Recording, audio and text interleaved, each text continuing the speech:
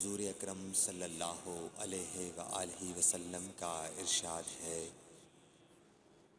تمام اعمال کا دار و مدار نیت پر ہے، اور ہر عمل کا نتیجہ ہر انسان کو اس کی نیت کے مطابق ہی ملے گا۔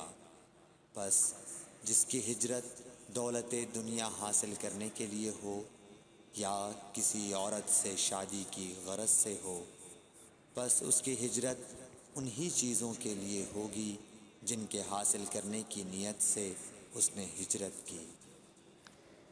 صحیح بخاری حدیث نمبر 2۔ حضور اکرم صلی اللہ علیہ وآلہ وسلم نے فرمایا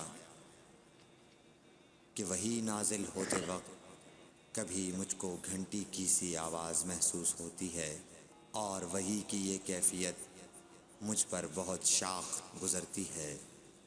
جب یہ کیفیت ختم ہوتی ہے تو میرے دل و دماغ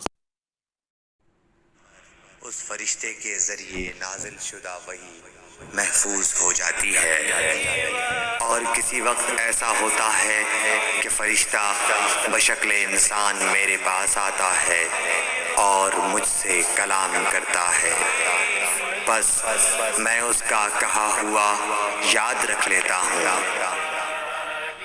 صحیح بخاری حدیث نمبر 3۔ حضرت صلی اللہ علیہ وآلہ وسلم پر وحی کا ابتدائی دور اچھے سچے پاکیزہ خوابوں سے شروع ہوا۔ آپ خواب میں جو کچھ دیکھتے وہ صبح کی روشنی کی طرح صحیح اور سچا ثابت ہوتا۔ پھر من جانب قدرت آپ تنہائی پسند ہو گئے اور آپ نے غار حرا میں خلوت نشینی اختیار فرمائی، اور کئی دن اور رات وہاں مسلسل عبادت اور یاد الہی و ذکر میں مشغول رہنے لگے۔ جب تک گھر آنے کو دل نہ چاہتا توشہ ہمراہ لیے ہوئے وہاں رہتے۔ توشہ ختم ہونے پر ہی اہلیہ محترمہ حضرت خدیجہ رضی اللہ تعالی عنہا کے پاس تشریف لاتے اور کچھ توشہ ہمراہ لے کر پھر وہاں جا کر خلوت گزین ہو جاتے۔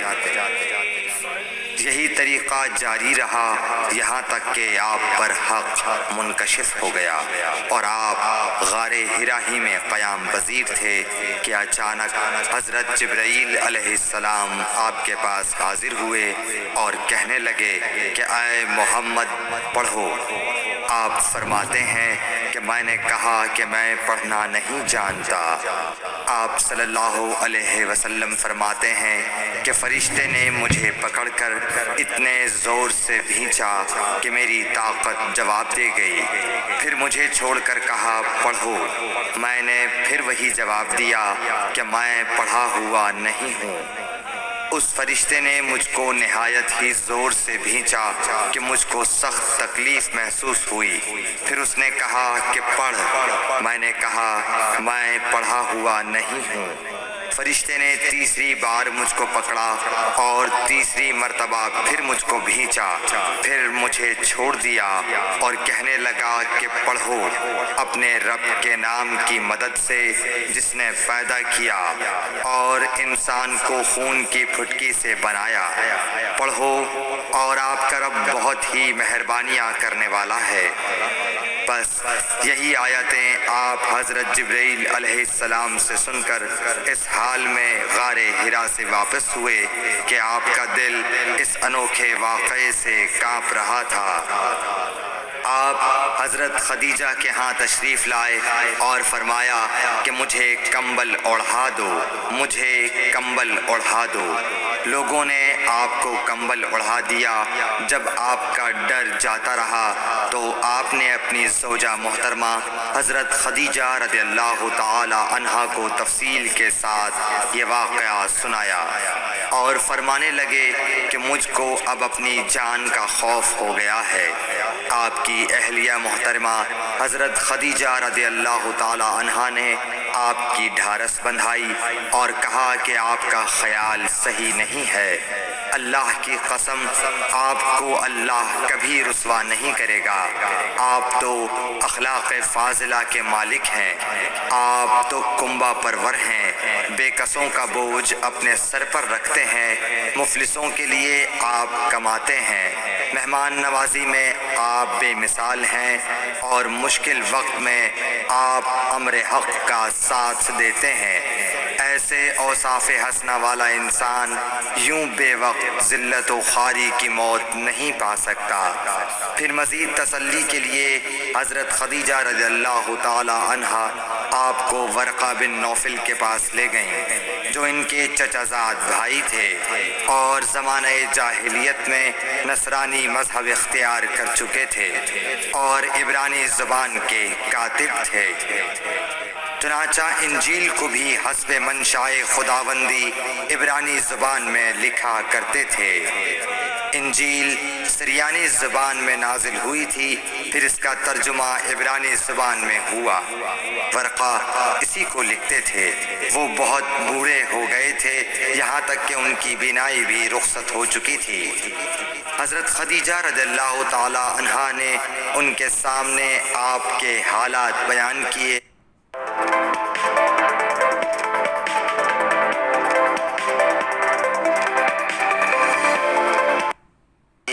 اور کہا کہ اے چچا زاد بھائی، اپنے بھتیجے محمد صلی اللہ علیہ وسلم کی زبانی ذرا ان کی کیفیت سن لیجئے۔ وہ بولے کہ بھتیجے، آپ نے جو کچھ دیکھا ہے اس کی تفصیل سناؤ۔ چنانچہ آپ صلی اللہ علیہ وآلہ وسلم نے از اول تا آخر پورا واقعہ سنایا، جسے سن کر ورقہ بے اختیار ہو کر بول اٹھے کہ یہ تو وہی ناموس معزز رازدان فرشتہ ہے جسے اللہ نے حضرت موسیٰ علیہ السلام پر وحی دے کر بھیجا تھا۔ کاش میں آپ کے اس عہد نبوت کے شروع ہونے پر جوان عمر ہوتا، کاش میں اس وقت تک زندہ رہتا جبکہ آپ کی قوم آپ کو اس شہر سے نکال دے گی۔ رسول کریم صلی اللہ علیہ وآلہ وسلم نے یہ سن کر تعجب سے پوچھا کہ کیا وہ لوگ مجھ کو نکال دیں گے، حالانکہ میں تو ان میں صادق و امین و مقبول ہوں۔ ورقہ بولا، ہاں یہ سب کچھ سچ ہے، مگر جو شخص بھی آپ کی طرح امر حق لے کر آیا لوگ اس کے دشمن ہی ہو گئے ہیں۔ اگر مجھے آپ کی نبوت کا وہ زمانہ مل جائے تو میں آپ کی پوری مدد کروں گا۔ مگر ورقہ کچھ دنوں کے بعد انتقال کر گئے، پھر کچھ عرصے تک وحی کی آمد موقوف رہی۔ صحیح بخاری حدیث نمبر 4۔ حضور اکرم صلی اللہ علیہ وآلہ وسلم نے وحی کے رک جانے کے زمانے کے حالات بیان فرماتے ہوئے کہا کہ ایک روز میں چلا جا رہا تھا کہ اچانک میں نے آسمان کی طرف ایک آواز سنی اور میں نے اپنا سر آسمان کی طرف اٹھایا۔ کیا دیکھتا ہوں کہ وہی فرشتہ جو میرے پاس غار حرا میں آیا تھا وہ آسمان و زمین کے بیچ میں ایک کرسی پر بیٹھا ہوا ہے۔ میں اس سے ڈر گیا اور گھر آنے پر میں نے پھر کمبل اوڑھنے کی خواہش ظاہر کی۔ اس وقت اللہ پاک کی طرف سے یہ آیات نازل ہوئیں، اے لحاف اوڑھ کر لیٹنے والے، اٹھ کھڑا ہو اور لوگوں کو عذاب الہی سے ڈرا، اور اپنے رب کی بڑائی بیان کر، اور اپنے کپڑوں کو پاک صاف رکھ اور گندگی سے دور رہ۔ اس کے بعد وہی تیزی کے ساتھ پے در پے آنے لگی۔ صحیح بخاری حدیث نمبر 5۔ رسول اللہ صلی اللہ علیہ وآلہ وسلم نزول قرآن کے وقت بہت سختی محسوس فرمایا کرتے تھے، اور اس کی علامتوں میں سے ایک یہ تھی کہ یاد کرنے کے لیے آپ اپنے ہونٹوں کو ہلاتے تھے۔ ابن عباس رضی اللہ تعالیٰ عنہ نے کہا، میں اپنے ہونٹوں کو ہلاتا ہوں جس طرح آپ ہلاتے تھے۔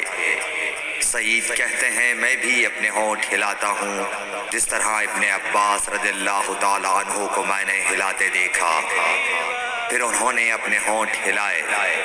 ابن عباس رضی اللہ تعالیٰ عنہ نے کہا، پھر یہ آیت اتری کہ اے محمد، قرآن کو جلد جلد یاد کرنے کے لیے اپنی زبان نہ ہلاؤ، اس کا جمع کر دینا اور پڑھا دینا ہمارا ذمہ ہے۔